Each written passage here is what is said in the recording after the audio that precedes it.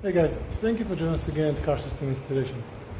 They're going to show you a 2-channel dash camera installed on Toyota Supra 2020. So first we're going to show you the front camera. So we ran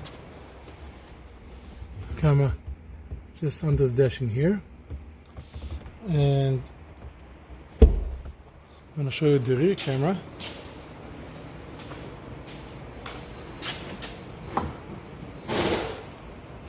Here's the second camera on the rear windshield.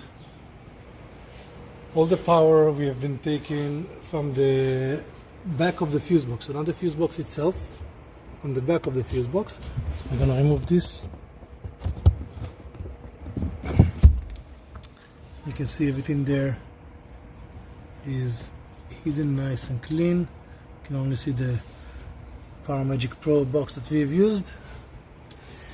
And all the wires are going through the factory boot. Goes on this side, goes along the side. We have everything nice and clean, going just behind the mirror in here and clean to the vehicle. For dash cam installation, you can always find us at Car System Installation.